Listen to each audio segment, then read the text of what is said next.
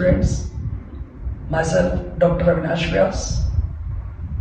I hope and pray you all are doing great in your life.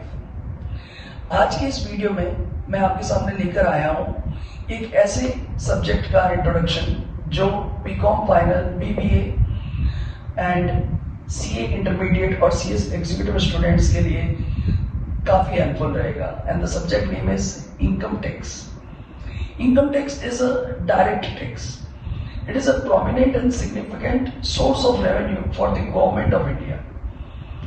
Why a government needs money? किसी भी government को funds की आवश्यकता क्यों है? To provide law and order to the nation and to provide safeguard to the citizen from foreign powers. Welfare and such program schemes which bridge the gap between rich and poor. For that, government needs mobilization of fund. And to provide the mobilization of fund, government needs sources. And there are mainly two sources. One is direct source, another is indirect source. And for the direct source of mobilization of fund, we have income tax. Hence, income tax is a direct tax. And indirect mobilization is having three parties or more. An example of that is indirect tax, GST, goods and service tax. But इस video में हमारा जो focus है वो income tax पर रहेगा. Income tax के अंदर अगर बात की जाए तो इसको हम पूरी तरह से क्लासिफाई करके समझेंगे what the income is all about and what the tax is all about. In India, income is classified in 5 parts. Income from salary, income from business, income from house property, income from capital gain and income from other sources. अगर कोई भी व्यक्ति job करके, अपने effort करके, अपना time evolve करके कोई रेवेन्यू जनरेट करता है तो उसको अपने एफर्ट्स के बदले में जो रेम्यूनरेशन दिया जाता है उसको हम सैलरी कहेंगे. इसकी डिटेल हम इसके चैप्टर में पढ़ेंगे. कुछ लोग रेंटल इनकम अर्न करते हैं अपनी हाउस प्रॉपर्टी को किसी और व्यक्ति को देकर के landlord and tenant relationship and for that they generate the income which is income from house property. हमारे पास कोई प्रकार का कैपिटल एसेट है, may be land, jewellery, shares, उनको हम एट सर्टेन टाइम पर सर्टेन डेट पर परचेज करते हैं and every investor want to generate gain from that. Hopefully they get successful. If they don't get successful they may get capital loss also.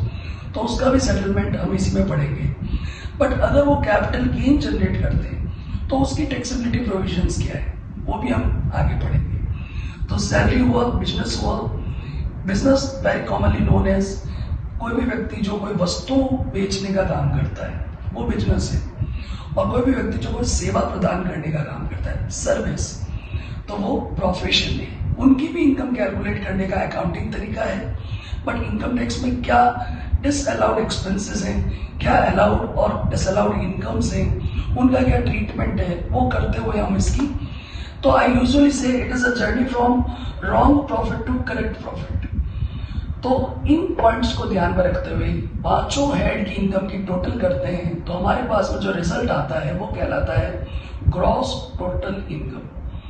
ना government of India ने gross total income में से कुछ certain deductions provide किए हैं. अगर आप अपनी इनकम का कुछ हिस्सा कई सर्टेन जगहों पर लगाओगे जैसे LIC, मेडिक्लेम या those are the various sources which are taught under section 80C to 80U, तो आपको इनकम में डिडक्शन मिलेगा जो सर्टेन लिमिट तक मिलेगा.